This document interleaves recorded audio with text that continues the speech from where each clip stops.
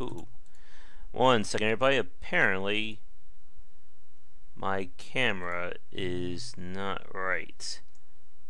1 second. Gotta switch things around. Hello. Hey, guys. 1 second. Looks like YouTube or OBS is being a little funky there. I think I know what to do. Did it work? There we go. Alright. After that little I'm bit back of now. technical issues, welcome to this week's Game Wisdom Live. This is going to be for the week of March 11th. As Elgar just said, this was all Rob's plan to take over the stream this week.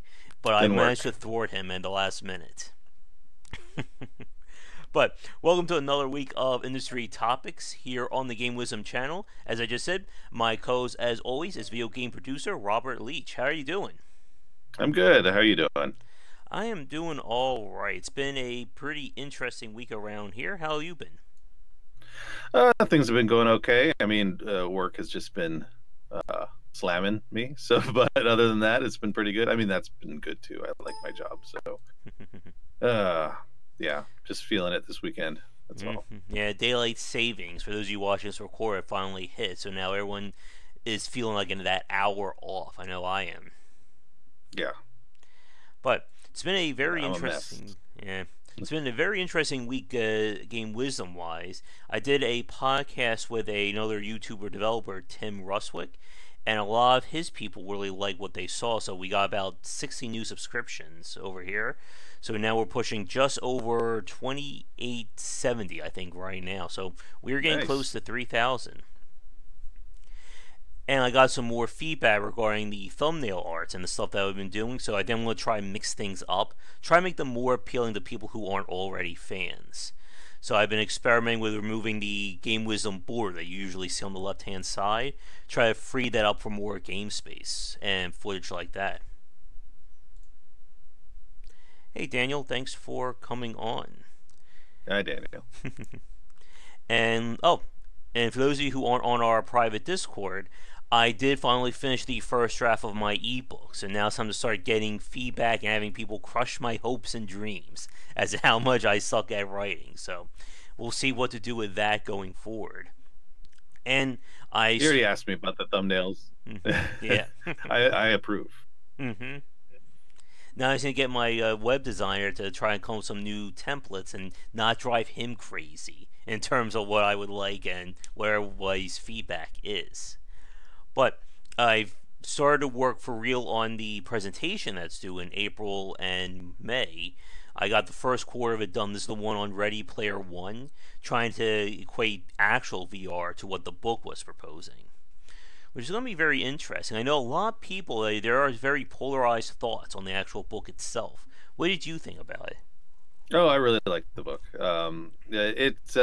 To me, it was both enjoyable and I really, or it was a good read, and it just had a lot of content that was near and dear to my particular heart. So, yeah, I really I give that book a thumbs up, and yeah, I'm looking forward to what your opinions are on it.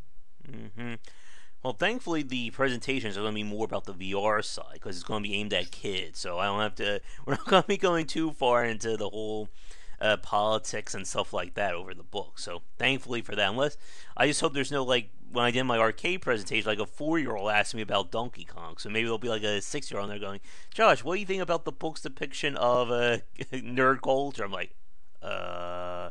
We'll save it for after the presentation. You're right. But hoping to get that one done, of course, by the end of the month. Right now, I'm trying to find some more games to stream and such on the channel. We finished the big Let's Play a few weeks ago. My friends have been trying to get me to play Vermintide 2. Did you hear about that one? I have not.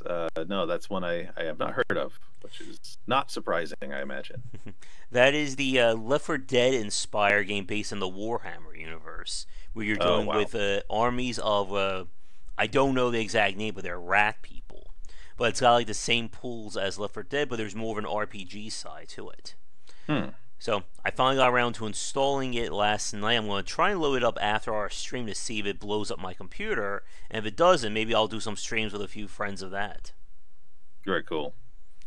Let's see. This week, oh, I finally finished. I bought another Nintendo Switch game. I played that Mario plus Rabbids game, the Mario Com game we were talking about late last year. I liked it. It feels weird playing a tactical strategy game on a Nintendo console, especially one with Mario as a star. But it seems like most of the systems work together well. It's good to hear. I don't. I really need to get a Switch myself. Let's see. I guess in terms of games we've played, what have you been up to this week, Rob? I just got back into my Sims habit, which has been both good and horrible. It's very relaxing. But I also played some. There's an indie game out there called Rogue Empire. I tried out. It's a little roguelike, obviously. Pretty. I mean, it's an enjoyable game if you like roguelikes. It's a little rough around the edges, though. Yeah, I've been trying to find. Oh, I did play through. Oh, go ahead. The audio is being a little weird on this side. Yeah. Damn you, Discord. We need to find a better streaming thing. I know there's like all these different ones out there, but who knows? We'll see what we can find in the future. If anyone has any suggestions, let us know. What was I about to say? Oh yeah, I did try out Dead Cells. They did another update to the game, and it's coming along very nicely.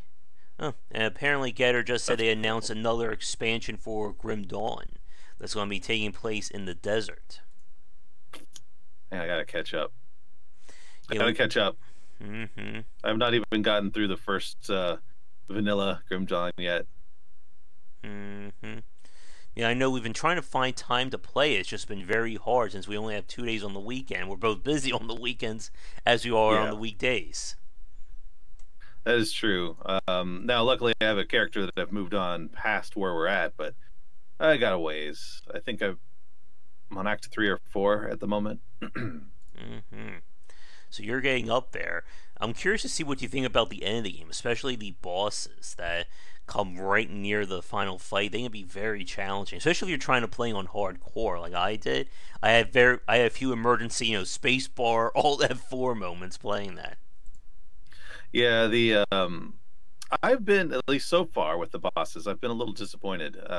Now, just discussing ARPG design aside, like there are a lot of enemies out there that are just heroes that are very difficult to defeat, especially in the environments that you find yourselves in. The bosses, I've had an awful lot of luck with my strategy of running around and using AOE attacks. That's generally my strategy. Yeah, the boss fights can be a bit of a gear and skill check, I think, like in any ARPG. And if you're not careful, they can just become a lot more grueling than you realize. Like, when I switch my style to overcharging, one or two skills and then using that as my primary, that made things a lot easier. But if you're not built around that, it can be very time consuming to fight those bosses, especially when they can just one or two shot you if you're not careful. Yeah, you just get right in front of the wrong attack and it's over. Mm-hmm. Hey, Foreign, how are you doing? Let's see. Yeah, and I think that's a fair point, Getter. While they don't have that much beyond that initial thing, they are a lot kinder to you compared to the bosses in Path of Exile. Did you ever get a chance to play into the late game of Path of Exile, Rob? No, not even close. To say that I've gotten through the early game is a stretch. I've gotten, I know I've gotten to a point where I could say that I've been playing it for a bit, but not any real kind of, like, all my friends. Jeez, I will never catch them. I will never catch them in Path of Exile. Yeah. Path of Exile, those late, or I'm sorry, they've had more chapters, but when I was playing it, the endgame bosses of that were just very frustrating to fight.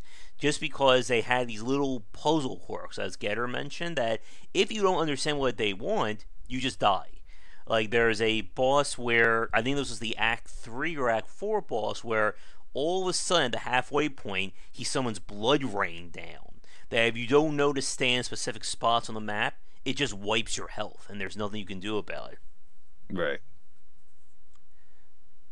What are my thoughts on the game Little Devil Inside? I don't think I've heard of that one. Did you? No, I'm gonna check it out. To the Steam store on page. Steam? hope so. Let's see. No, I'm not seeing it on there. Oh, just got a. Not sure that was a beep from you or a beep from me.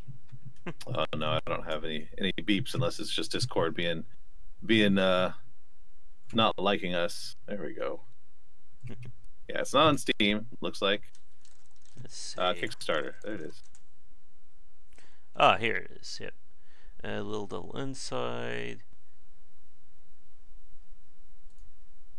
Everybody's doing research. Does the developer update that number every time there's additional investors, or is it already through? I think it's already through. Yeah, it was backed a while ago. For some reason, Kickstarter's not showing me the proper information. Been greenlit on Steam. That's cool. The graphics look really nice on that. Has kind of like a, I want to say claymation kind of look to it, but like a very animated style to it. And thanks for the compliment. I'm afraid I can't pronounce your name, the last comment we just got. Survival with a vibe of JRPG. Interesting. I do like a good JRPG. That's for sure. At some point, I need to get around to playing, somehow finishing Etrian Odyssey 5. Oh, I did finish Yakuza 6 this past week, before the embargo too, no less, so go me. But I would love to tell you what I think of Yakuza 6, but I'm under embargo for at least another 5 days on that one. That's just teasing. Yeah, I got, and to double down, I got another game I got a press key for that I really like, that surprised me, but I can't talk about that until Tuesday at the latest. So check back on Tuesday, folks, for that one. Yeah, just kind of teasing out your thoughts on Yakuza. So we'll just keep coming back for more until you can tell us. And speaking of, for you folks watching live, this Tuesday, let me get the right time. I'll be making a separate video about it, but we have a developer live cast scheduled. And then, of course, the week after that is GDC. Let me see here. Where was the email? Here we go. We're going to be talking to John Travarian. Wow. John Travarius? I just butchered his last name live. That's good. But we're going to be talking 4 p.m. on Tuesday. He is the designer, or one of the designers on Duelist. And we're going to be discussing the game and CCG design and balance. So that's going to be very interesting. That's a tough one. And I just got an email from my web designer. He's going to be busy for the next few weeks, so no massive changes to the thumbnail arts in the near future, but I'm going to try and do things without the borders and stuff like that. I came up with a basic new color scheme that each video type is going to have a different text color. But again, we'll see how things go, and for you folks watching this either live or recorded, as I always say, let me know what you think in terms of comments. I can take it. I'm a big boy, as we talked about on Thursday, so you can't hurt me by insulting my thumbnail art. And cue the comments as well in the chat for that. But I'm trying to think if there's any other games I've played. Anything new on your end? Have you been playing any more Planet Coaster, Rob? No, it's been a while. Even though I did get a new video card, which has helped. I can now play a lot of things, including Planet Coaster. But yesterday I streamed Rogue Empire. As I mentioned, I've been playing a lot of NBA 2K18 for my job, and then of course The Sims. So I'm going to try to today get to level 100 in Torchlight 2. How are you finding the Sims, and which one are you playing? Oh, 3. I got to that point where I was just buying all the expansions, and so I can't invest in 4. I can't. It's just too much. Spent too much money on 3. I got to get through it, or not through it, but you know what I mean. Yeah, that's always a very interesting topic about what do you do, like when you heavily support a game, then you have to move on to the next one, because it's always weird like that. Like you're basically asking someone to restart everything back again at 0. Yeah. So the changes better be worth it. Hmm. Speaking of which, I don't know if you heard the news, but The Division is going to be getting a full sequel. I don't know when, but Ubisoft announced it this past week. No, I had not heard of it. Or had not heard of that. Yeah. That's a very interesting case there, where, as we all know, The Division did not come out strong out of the gates, and then they basically just had to do a massive, catch up period to try and get that game up to code. It's worked, and now I think it really succeed. I mean, Ubisoft's had excuse me, they seem to be having a very interesting like turnaround feature. I know For Honor's still going strong, Rainbow Six Siege has been doing really well, and now The Division. So it seems like they're not good at first impressions. Well, that's sometimes how it goes. Don't I know that? But I'm really curious to see what they're going to be doing. Yeah, I know. Agora was telling me about that on Twitter. That Anthem, that's the BioWare game, has been also in the works. But yeah, Destiny 2 has not been doing all that well, at least from what I've heard. Have you been following it at all? Mm-mm. No. I know with all the loot boxes and DLC, they're just having trouble keeping people happy about that. Especially, again, for games that they're saying they want to keep people going for like 5 to 10 years. Yeah. That's that's pretty silly. 5 to 10 years on a game. That's Espe- Path of Exile right there. yeah. But of course, it's horrible if you spend 5 to 10 years on a game that everyone hates, like 2, 3 years in. Then you're just really having trouble. Hi, Bun Yeah, Run. Thanks for coming on. Oh, what was that, Rob? Oh, Rob, are you there? I'm getting some drop off in the audio. Okay. Yeah. So, what did you think about trying to support these games long run like that? I it's whatever you like. So you wind up liking a game, you wind up liking a game, and that's just how it goes. So, um, if it's an online game, well, then you're a little bit out of luck, because online games require people to dedicate their time all the time. Mm-hmm. But yeah, if you like a game, then that's just what you do. That's what your druthers are. So you'll put in those hundreds of hours on Steam, and Mm-hmm. you become the ultimate fanboy of it. So it's just how you feel about a game, I guess. Yeah. And you have to be really careful when you do those massive patches to these games because it can change things around. There's Yes. another bit of news with Fortnite this week. They had a major event where you could buy special guns or special things, and then Epic decided to nerf or rebalance them. Well, this was, of course, after people spent all their money and time on them. And again, you can see the point of Epic that if you release something that's not perfect or it's imbalanced, you have to patch that. But it adds that additional layer when people spent money trying to get that stuff. Yeah, it's really tough. When you start asking for additional funds and you start actually asking for additional money, or even if you make a sequel, and that in itself is an additional charge to upgrade the game. Mm-hmm. I mean, at a certain point, you have to really figure out how much you like the game compared to how much you're willing to spend on it.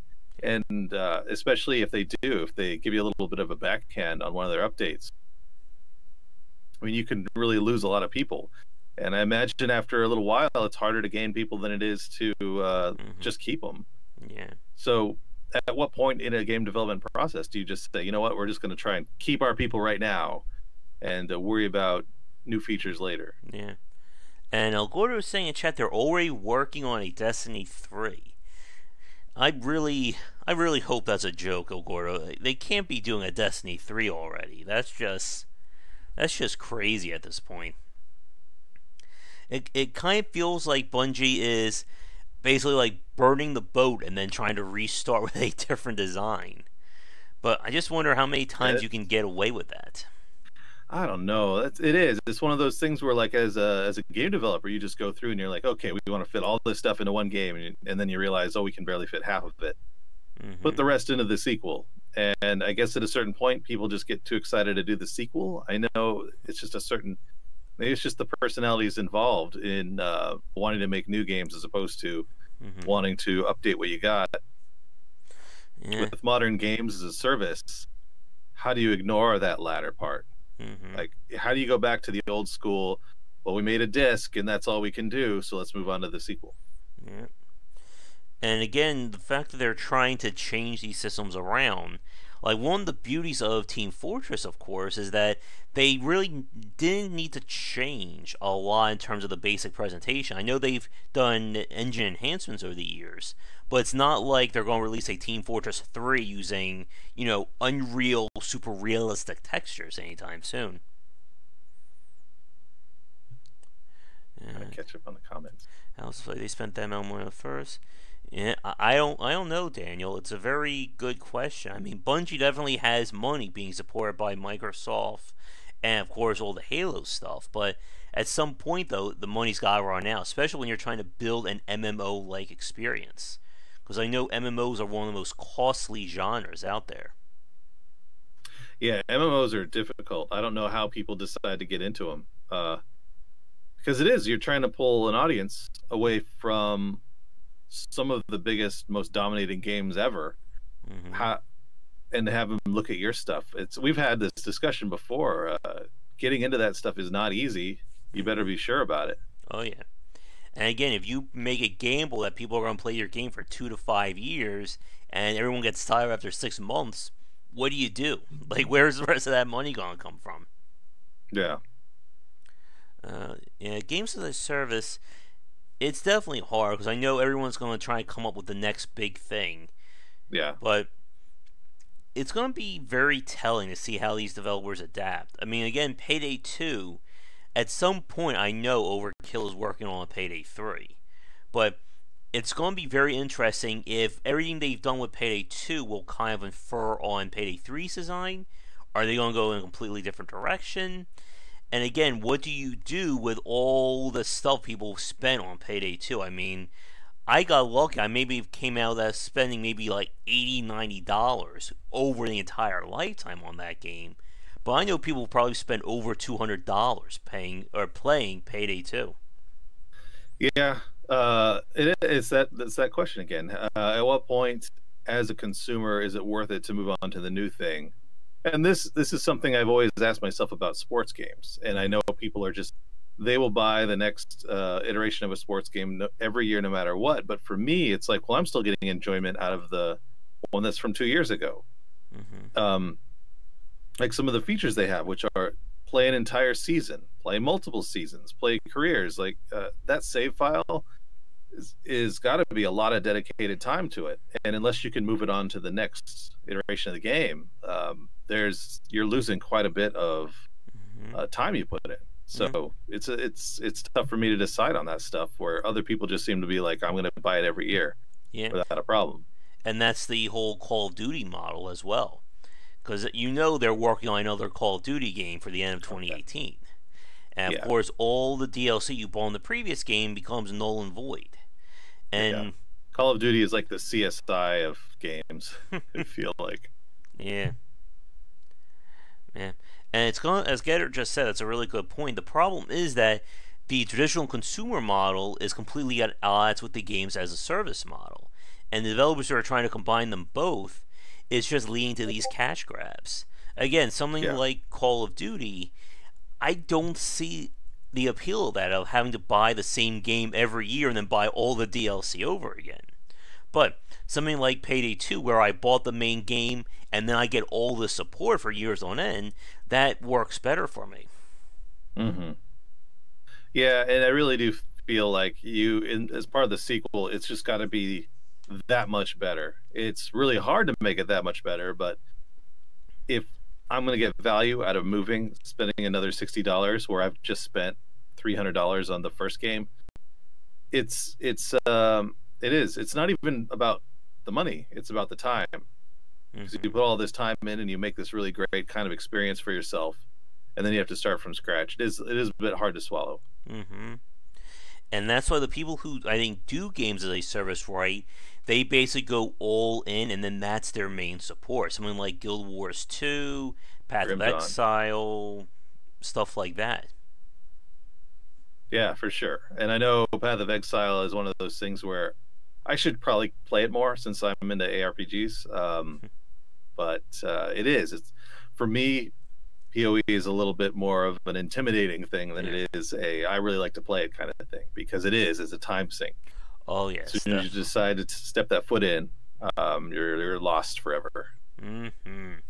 At least with games like Grim Dawn and Torchlight, it's built around that single player experience. So everything is designed to keep you invested in the short run. But yeah, Path of Exile with that massive skill tree, it can just be dominating to play. Yeah, when that's the first thing when you look at that skill tree and you see, oh, I only get like a major upgrade every 5 to 10 levels depending on the path I take. So it's just you look at it and you just see, oh, grind. This is just grind. Hmm. But yeah, exactly. You can't respect the player's time. You go full on time sink. So there has to be that balance. And when we were talking a few days ago about game design topics, getting that progression curve right is very hard to do. You have to Hmm. keep the player constantly invested, but you still have to, sprinkle those carrots down the long end to keep them going. Yeah, yeah, it is. And when you're dedicated to a game Oh. for a little while, but if you're not willing to put in that time, you're just going to wind up with this kind of. It was a good experience, and I put a lot of time into it, but I don't know if you feel that way. I don't know if going to the next sequel is going to be a good idea. Mm-hmm. Um, it is as a consumer, it's really difficult. There's too many options out there. Mm-hmm. Yeah, I think we kind of lost you for a split second there, Rob. Oh no, I'm losing you on occasion as well. Yeah, Perhaps Discord was not the best idea. yeah. Maybe we should go back to the old idea of Skype for video, Discord for audio. Oh, I'm good with either at the moment. So if you want to switch, it's up to you. I know that it can be frustrating if you have too much dropped anything. Yeah. Well, I think since we're already in the middle of the stream, we'll keep it like this, but we'll change things around for our next one. Sounds good. Yeah. And yeah, the problem that Getter's bringing up Soldak again, that is something like Soldak, the time sink and just everything you're trying to do get into that game, it's one of those titles where you really don't start to have fun with it until like 3 to 5 hours down the line once you figure out how everything works. But getting the player to that point though is the challenge. I guess for you, Rob, did you ever play any games from Soldak Entertainment? Well, maybe. I honestly don't know. Let me check. They are basically What like have they done? That's just faster. Drox Operative, Din's Curse, Zombicide. Uh, Nope. uh, they I'm are looking at them now. I guess, the equivalent of the 4X. I'm sorry, the Grand War Game Ragnar level before ARPGs. Not easy to get into, but if you enjoy them, there are tons of hours to play them. Yeah, yeah, I see that. Hmm. But let's move on to another topic here. So here's something that was brought up on Gamma Sutra that thought was very interesting. A developer sold their house to finish a 100% for charity game. He was basically doing it to raise money for cancer research, I believe. And it's definitely one of those very interesting topics. On one hand, it's great to see someone helping people in need. On the other hand, this is what we've talked about before with developers going all in on a single title. Yeah. So I guess, what did you think of that story? Well, I mean, I'm just looking at it now, but it seems like in that first paragraph, it makes me feel a little better because selling his home in LA and moving his wife and kids in with their parents in New Zealand Mm-hmm. um, for the charity. I mean, that's an awful lot to go through, but I guess if he was probably going to move anyway, it's not that bad. But giving all the proceeds to cancer to charity, that is very nice. Mm-hmm. I just keep thinking, well, I hope that the family was also very supportive of it. Yeah. Um, Yeah, and that's. it is. It's cool Mm-hmm. in a way. Yep. it's definitely one of those things where it's like on one hand it's great that he's willing to do it, but as someone who studies game design in the industry, my other thought is, how's he going to support himself after this is done? Yeah, I'm hoping that that's. I just got to assume that that's one of the things he's answered for himself, because Mm-hmm. it is. It sounds like a very large step Yeah. um, to take as a game developer. If you're not doing game developer as a business, then that's one thing. But if you're trying to become a legitimate video game developer that you live off of that income, Mm-hmm. yeah, you do question the business decision. But I can't say it's bad just because it Mm-hmm. does. It goes to a good cause. So Yeah. um, I mean, just gotta One, one second. Let me just just gotta give close it up my to door. him. There we go. Sold one there. Houses for a project. Yeah. Yeah, And it's definitely, again, we talk about this with Cuphead, with them taking a second mortgage out on their house to finish that game. But again, the difference, of course, being that they're getting paid for it at the end of it. yeah. The difference being that they're doing it in the hopes of making enough income to surpass the money that they spent, or Mm-hmm. the debt they got into. Um, there are plenty of stories like that, but not like this. I will say that much. Yeah. Um, there are points at which the game companies will give a lot of money to proceeds, but generally speaking, they've got other income coming in. Mm-hmm. Yep, and that's the point getter. That if you do all that, you could turn out to be the next Cuphead, or you just disappear and you just blew your entire life savings on one video game. Well, and that is it, all right. I mean, it is a good cause, and so maybe a lot of people, after reading this article, will flock to buying the game just for that reason. Mm-hmm. But yeah, what if the game's a bust? Yeah. What then? Yep. And again, as we said, like the Dwarf Fortress model, them getting donations to keep that game going. You can't bank your company on people being kind enough to donate additional money to you. That's just No, not how you want to raise an industry or raise a company. no, that is not something you can do. They were only able to do that after they were like, okay, we're going to do this for free, and we're going to do it by donations, and enough people did it where they could support themselves doing it. Not even grand lifestyle, just enough to get by. Yeah. And something like that, like depending on a game and depending on donations, that's just, I bet I could count the number of people doing that successfully on one hand, Yeah. and I can't count more than a couple so far. Mm-hmm. Let me see. Is there anything else? I guess to move to something a little bit lighter. Of course, Nintendo did their. I'm not sure how many months they do it, but they did their Nintendo Direct show again, where they preview the latest stuff coming to the Nintendo Switch and what they're working on. Yeah, exactly, Gator. Indie beggars as business model. Yeah, Did you? yeah, it is. I feel like I agree with Getter. The Dwarf Fortress as a goal has just murdered so many Yeah. games, just so many. Mm-hmm. Yep. Again, like we said, you need to have a plan for how you're supposed to raise the money or keep going. Again, betting on people donating like millions of dollars is not how you're going to do this. No, But no. I mean, the only way you're going to do it is if it's a charity and none of that money comes to you. So yep. Mm-hmm. there's that issue there. Mm-hmm. But moving on to something a little bit later, did you catch anything with the Nintendo Direct this week, Rob? Mm-mm. Well, they've officially announced another Smash Brothers game for the Nintendo Switch, so that will Oh, I heard. probably Yeah, sell a whole lot. But the big news is that there's going to yeah. be a Dark Souls amiibo coming out, Oh, good.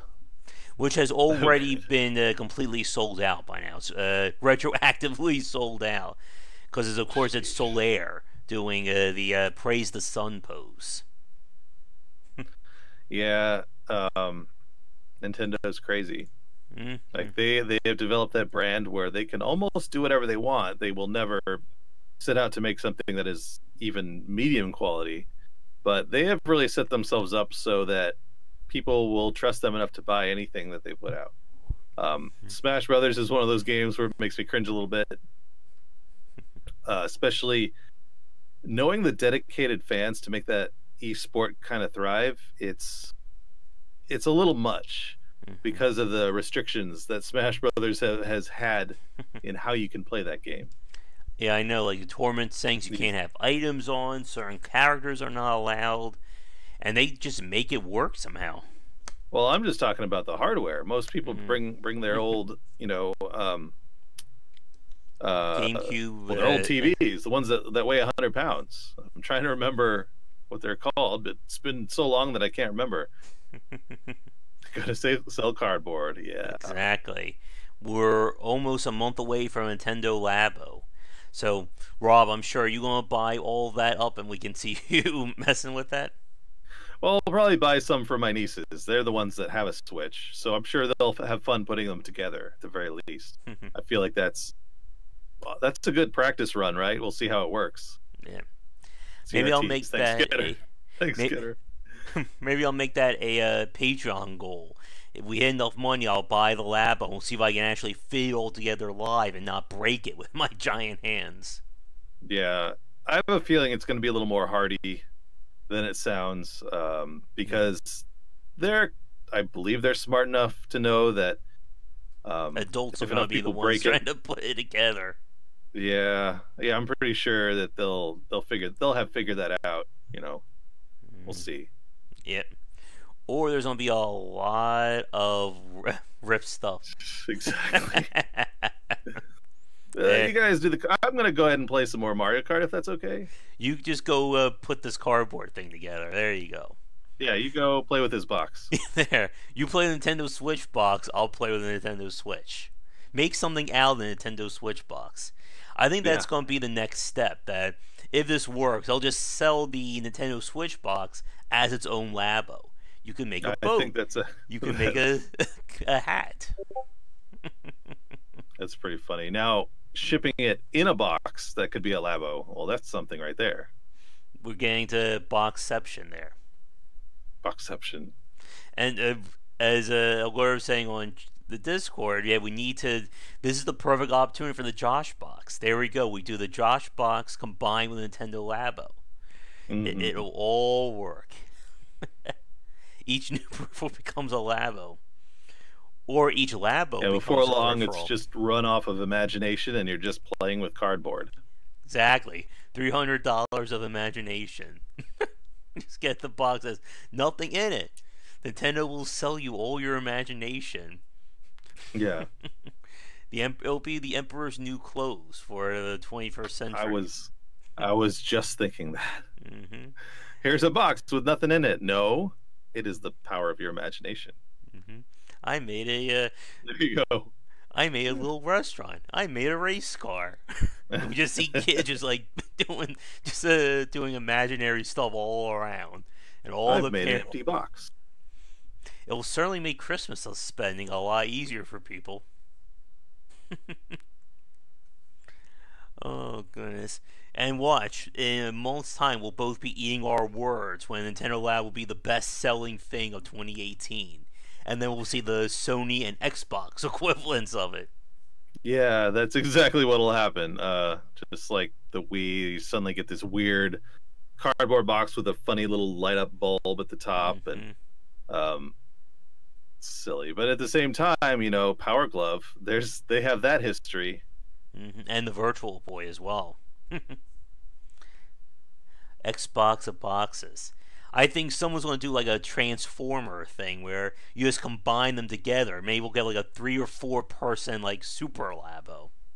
Yeah, but the head is a very rare component, so good luck.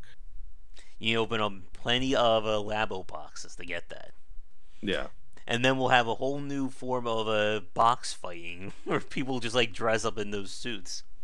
Yep. yeah. Power Rangers the game. You have to Yes. buy 5 of them. Mm-hmm.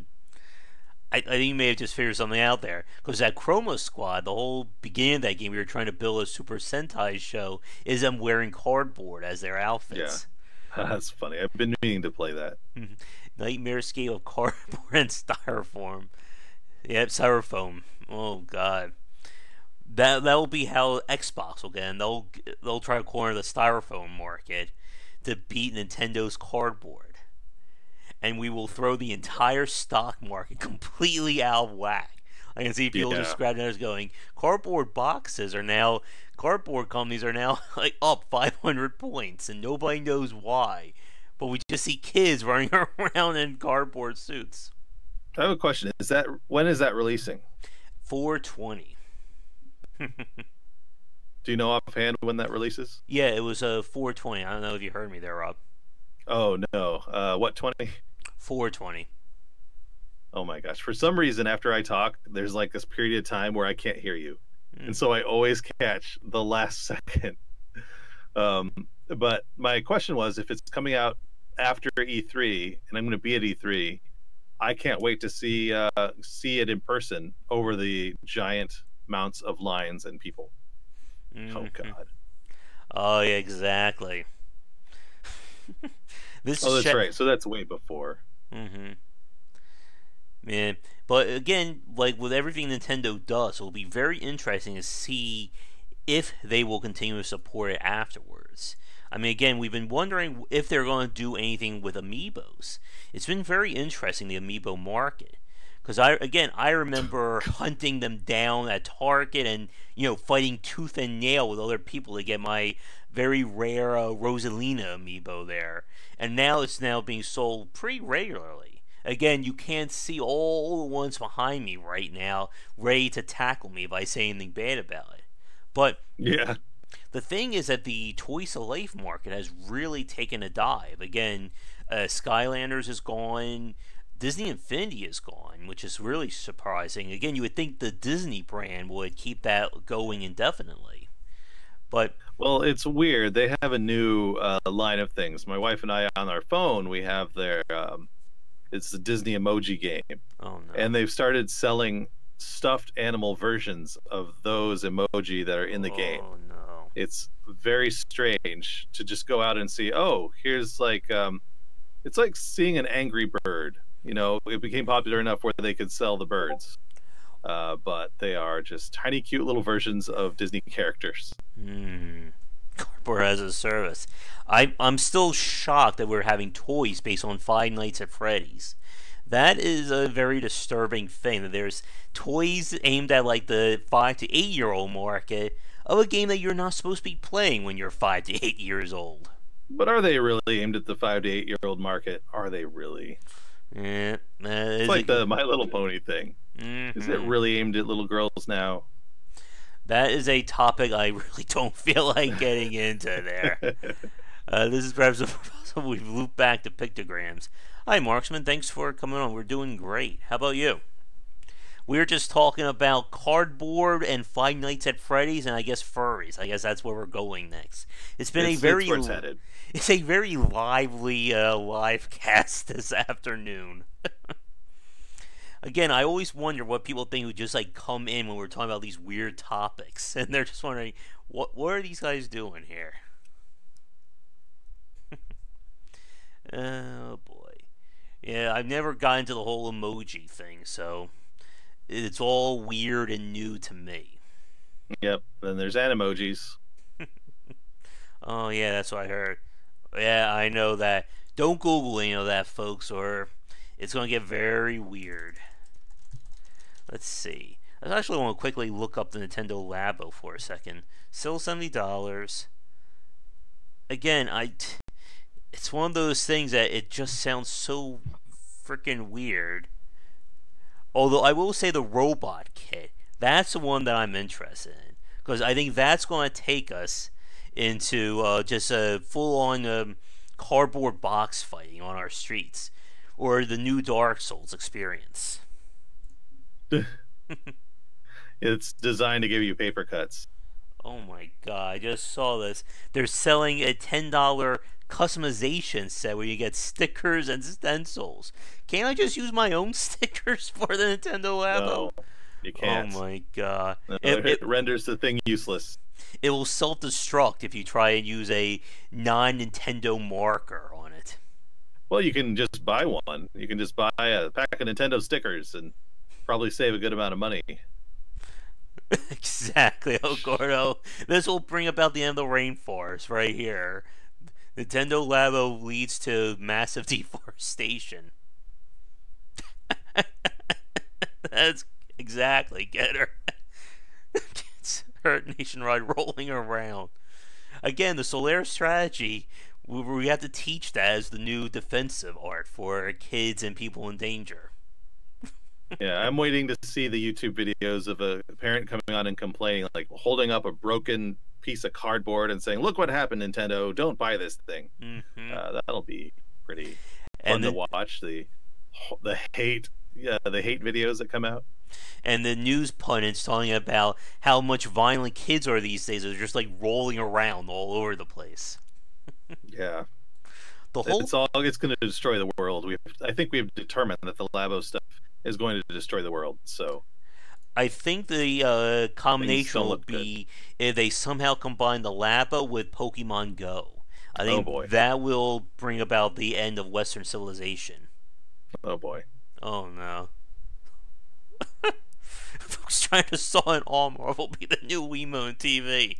I think this will be a lot worse than that. Oh man. Exactly. Trump will attack cardboard. But before I forget, the whole customization kit is just bringing back memories of looking at the Warhammer and the miniature market and all the stuff they sell there. You know, the custom paints, there's custom paintbrushes. My favorite is the custom get the little figurine out of the box. So like, there's like a specific X-Acto knife you can buy that, Oh boy. what was it, Games Workshop sells. Oh my. Yeah, those guys. I mean, I grew up building model planes and model cars, and that was good for me. And I know a lot of people growing up now have the Lego versions of the same thing. So we don't need Labo for that. That's just whatever. We don't Mm-hmm. need to build stuff on Nintendo's time. Mm-hmm. But it will still sell who knows how much. Uh, Oh God. Again, I'm watching the video of it as I'm talking here, and mm, I mean the stuff that they like the bigger ones, like the backpack, the robot fighting backpack, that looks very amazing. But again, it's going to be very crazy to see how this will all work. Yeah, it is. I didn't watch the video before. I haven't seen an updated one, unless it's the same one. It did. It looked like it would be totally flimsy, Mm-hmm. just just completely flimsy. Mm-hmm. And I know that they're gonna have made it hard to break, Mm-hmm. but it seems like it just seems like it's gonna be a mess. Yeah. Seems like a mess waiting to happen. Mm-hmm. And of course, with Nintendo though, you can never really count them out when it comes to this stuff. Yeah, no, you can't. But they do have a bit of a sordid history with components like this. Mm-hmm. They're very aggressive in trying stuff out, but Power Glove, I think you'd mentioned the Virtual Boy. Mm-hmm. Uh, they have and the robot thing, which I can't remember the name of. Rob, I Um, believe. yeah, it's just it really does. It looks too cheap to survive. Yeah. Yeah, I think you were having trouble hearing me. I just said Rob. That was the robot. But yeah, I think we'll switch over back to the Skype Discord or just Skype for next week and see how that Yeah. goes. Hmm. Now, speaking about other news on Nintendo, here's some other exciting things. There was a piece of Gabe Newell did an interview saying that he's a bit jealous of Nintendo, who's able to just keep making games and do that. So Valve is talking about getting back into game development. So, of course, that means Half-Life 3 is back on, folks. Oh, definitely, it's going to be done. Mm-hmm. If they really did, if they really were just hard up for cash, just do Half-Life 3. Then they can retire for good. Could just be a cardboard box, and we'll still sell 2 million copies. Yep. Sorry, But I'm still watching this. This is the Labo video. I know it's eerily charming there, just watching all that stuff work. It's like a Rube Goldberg thing for kids. Yeah. uh, And here's a bit of news we talked about on the Discord about developers weighing in on the pros and cons of using Steam as their platform, and Hmm. that is very interesting. I mean, it's one of those. Yeah, and Yep. oh, go ahead. Sorry. I was just saying it's just very interesting about what Steam has done for independent games. I think in some aspect it has legitimized it, but on the other hand, I know a lot of developers don't like the fact that it has become monolithic. I missed that last word. Monolithic as just like the Oh, sole gotcha. thing. Yeah, Valve is one of those things where it's easy to hate them. Yeah. They're the behemoth out there. They are everybody. Like you can blame them for everything. You can blame them for the indie bubble bursting and Hmm. um, just all that stuff. And yet they're the option. There's no other option. They're Hmm. the option. And what we had talked about, what you guys have been talking about, and I chimed in for like 2 sentences. Um, is that yeah, you can totally launch wherever you want to go, wherever you want to launch. You can have whoever you want to play it. At a certain point, if you want true success, you have to go to Steam. Like Yeah. there's very little way around that unless you're like Nintendo Yeah. or have been commissioned by Nintendo to do a game on their system. It's you can't really skip Steam if you're an indie dev. Or you hit that peak point of popularity like PUBG or Fortnite and something like that where it takes off from the YouTube or streamer side, and then you're getting recognition like that. Yeah, But even with that said, let me see. Yeah, exactly. That with Steam, it's done. I think this is one of the most important things that a lot of people don't consider is that Steam isn't just a digital store anymore. It is a community. I think more importantly, it provides security for consumers. I mean, I'm sure you remember, Rob, the days of having to search like File Planet or just random websites for a download mirror to patch your game because the game developer's website doesn't have it anymore. With Steam, it's all one and done. I put the game yeah. on there. DLC, that kind of stuff. Yeah, Yep, it's all handled. I don't need to worry about viruses or faulty games. Well, that may be a little less these days, but it just provides so much of a convenience for consumers that it's going to be a very hard sell to convince them to buy your game otherwise. yeah. Um, and really like that you do if you want to take advantage of a hit on your hands, you got to transfer it to Steam if you want that big mass market that they have. It's too hard to make like an itch.io million copy seller or something like that. Mm-hmm. Um, Now on the other hand, big studios have Riot. They managed to make a ton of money without going on Steam, Mm-hmm. um, being their biggest esports competitor. Mm-hmm. Yep. But of course, you have to be careful about using the exceptions as part of the rule there. Oh, for sure. Yeah, yeah. Mm-hmm. League of Legends was never exactly on hard time. Mm-hmm. And again, League of Legends came out at a different time in the market. Was that like 2007, 2008 that was I originally mean, launched? yeah, I don't even remember, but yeah, the fact that those, I mean, the MOBAs kind of had their all have their start points, and then since then, it's one of those markets that it's just hard to get into. But you had a bunch of MOBAs starting it all off, and then right now it's just the two and a half I'm going to call Heroes of the Storm. But Mm-hmm. yeah, you got these major MOBA games out there, a couple on the mobile devices, but Mm-hmm. yeah, getting into that market is just seems kind of suicide, even for a AAA company, Yeah. as And we've segued 5 times. and the thing, I think one of the points that was brought up in our Discord is that if the game was popular or good enough, it wouldn't need Steam to succeed. Like Steam is kind of the proof that it's good, not the reason why it's good. And again, it's very hard to figure out what games are going to be those big sellers. Yeah, and that's why I don't really mind if someone starts without Steam. Mm-hmm. You don't need it to start. They don't care. if you're the launch platform. They don't care if you're like if you're just like I need a couple extra sales, I'm going to go on Steam. They don't care. Mm-hmm. And I mentioned like you can go on Steam and just give your game away and never give them a single dime on it. They don't care. It's they consider all of it advertising for their platform. Yeah. They every game that comes on there that they didn't have an audience for, they're going to get new audience. So, Yep.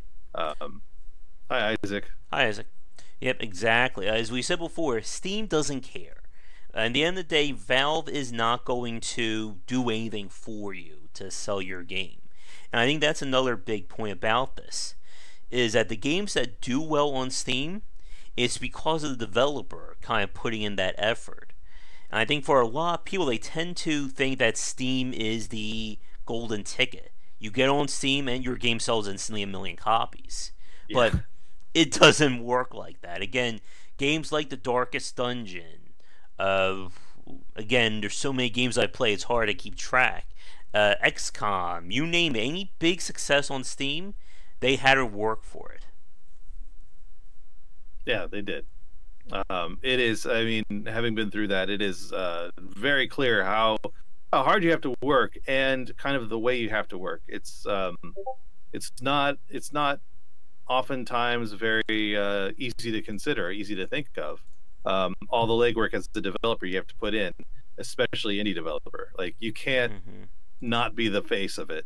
You just can't. Yeah. And people don't want to put in that work, but Mm-hmm. it's something you have to do. Yeah. Especially with, and I think the one of the big things about this is that with the whole change to Steam Greenlight, what was it now? Is it Steam Direct? I always forget. What's the name of the? Here it is. Yeah, Steam I was Direct. out of it since then. Yeah, since Steam Direct, and now you just have to pay $100 to get your game on Steam. I think that's both good and bad. It's good in the fact that there really is no excuse not to get on Steam these days. Again, $100 in terms of your full game development budget should be a drop in the bucket, especially if you can get on Steam that way. But conversely, it also means that everybody can now get on Steam. So it makes it that much harder to sell your game. Yeah. Let's. Yeah, lagging behind Getter is a big problem. Unless you embrace the older school stuff, unless you just embrace something that's existed for a while and become that niche market, Mm-hmm. you are. You're always going to be behind the eight ball, Yeah. especially as an indie dev who doesn't have the money to update, change on a dime if there's new technology they need to take advantage of. Oh yeah.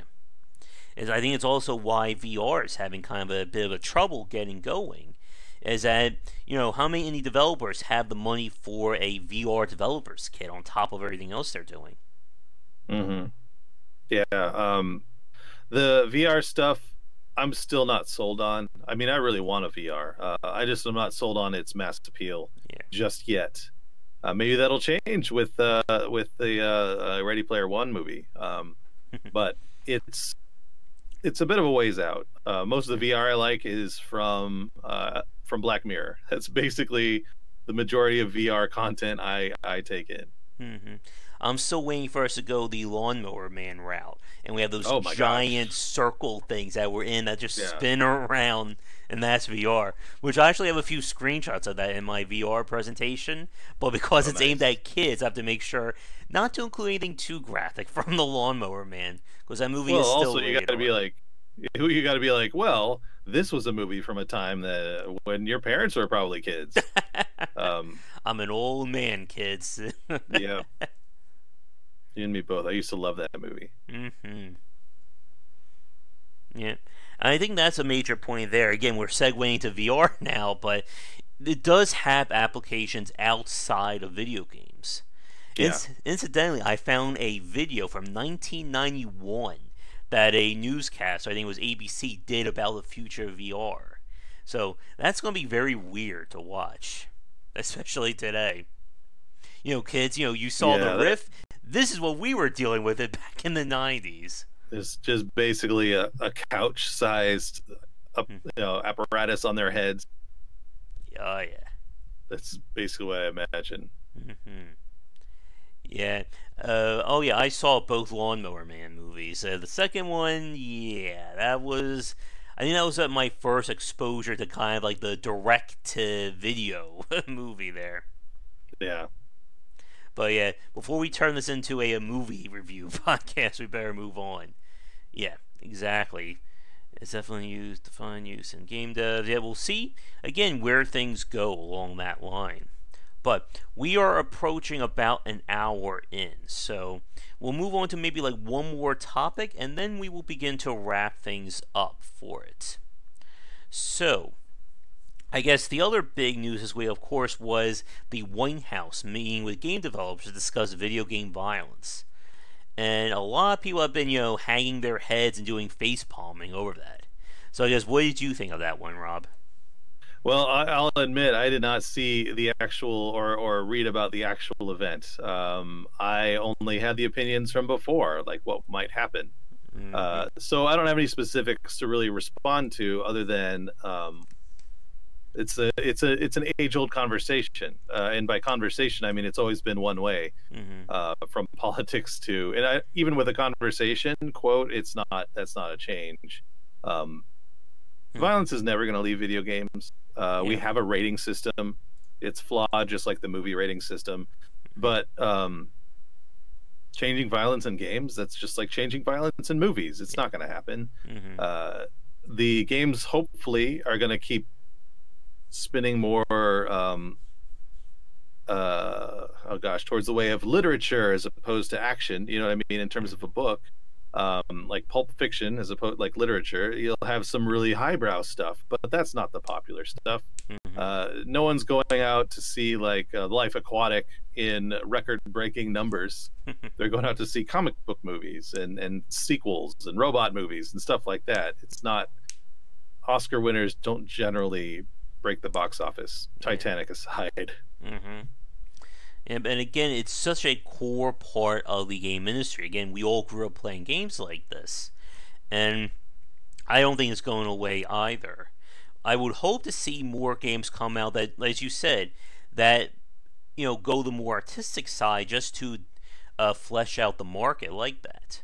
But the days of us going into Best Buy and seeing nothing but Gone Home and Firewatch inspired games lining the shelves, it's just not going to happen.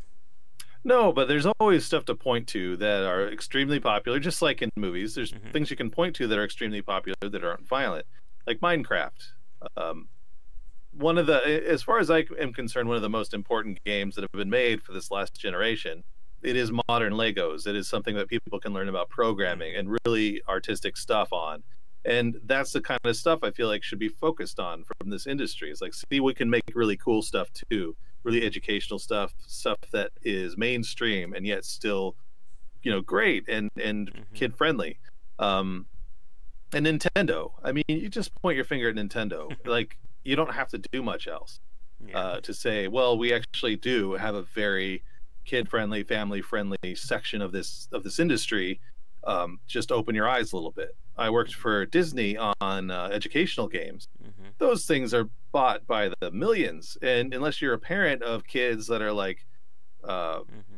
3 years old to 12 years old, you may not have ever heard about them. Yep. And Nintendo, of course, has been really good again with trying to appeal to multiple groups like that. Although I think Rami Ishmaeli, he showed a screen of one of the things they did. They showing Mario jumping off of Yoshi and killing him as one of the examples or something like that. But yeah, It's cartoon violence. but yeah, I think the challenge though is again, how do you combine storytelling and narrative with gameplay? Because until you do that, there are always going to be two different markets. Again, as you said, games that are more on the artistic side typically aren't going to be the big blockbusters or the games that really let you explore mechanics. I mean, if you look at Breath of the Wild from last year, that is a gameplay heavy version of Zelda, but of course has very little in terms of the story. But again, when it comes to Zelda games, our story is basically Zelda needs help, Ganon's the bad guy, and that's about it. Yeah.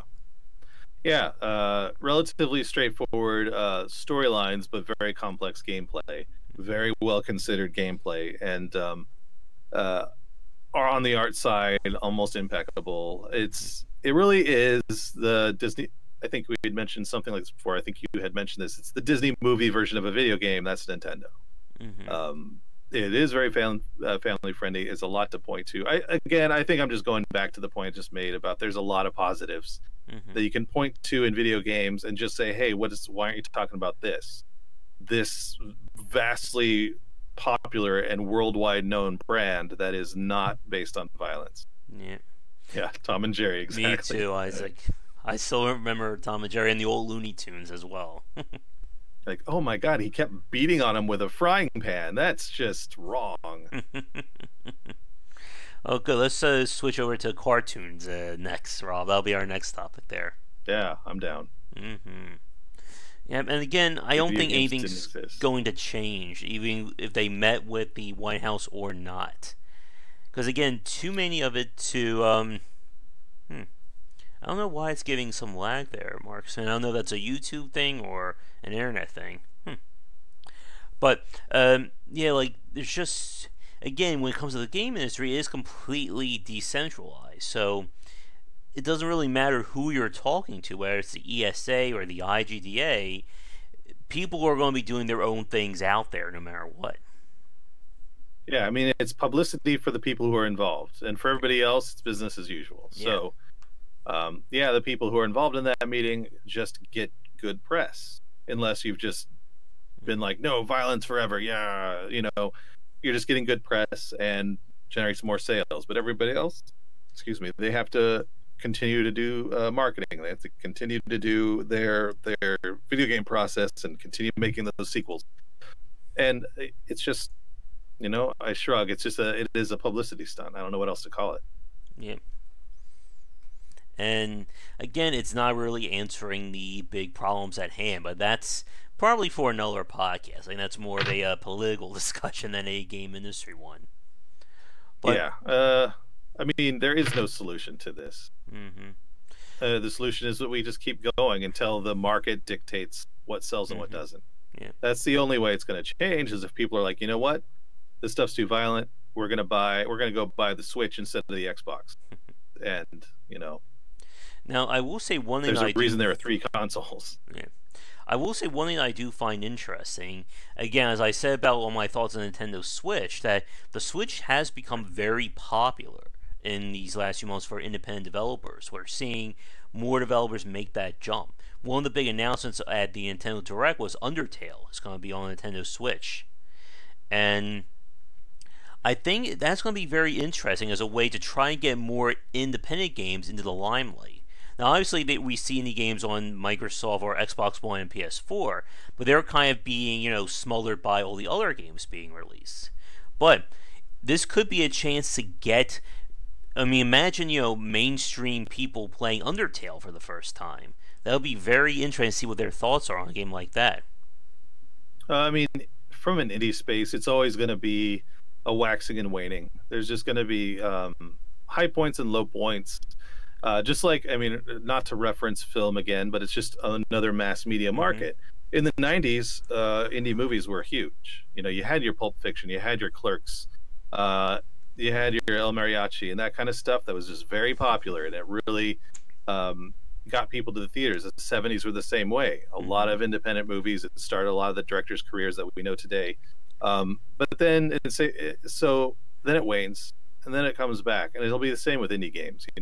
It had a huge amount of popularity between 5 and 10 years ago, and if it starts coming back, Hmm. then that's great, and people can ride that wave. But you can't depend on it. It's going to keep coming and going. Yeah. And again, as we said before, if you're just trying to chase what's already popular, you're just not going to succeed that well. You need Yeah, to keep moving forward, do your own thing, or get ahead of the curve. yeah, and games take too long to make, especially from an indie side. Good game takes much longer to make as an indie developer than it does as a AAA, Hmm. and that's just money. And so that way, it's just hard. It is almost impossible to stay ahead of a curve that is constantly moving, and you're shooting at a target that's a year, 2 years, 3 years away. Hmm. Grindhouse to grindhouse, yeah. And of course, it's gotten a lot easier. Just like with video games, it's gotten a lot easier to make movies these days. I mean, smartphones are now more powerful than probably most cameras in the '70s and '80s. Oh yeah, for sure. And I mean, same way with just computers. You had mentioned Game Maker and Hmm. that kind of stuff. They have really brought the market to people, to everybody. Just like in movies, just like animation, you can now animate a movie on your computer. Yep. Whereas in the '90s, like generating one image, one 3D image on your computer took hours, if not a day. Hmm. Yep.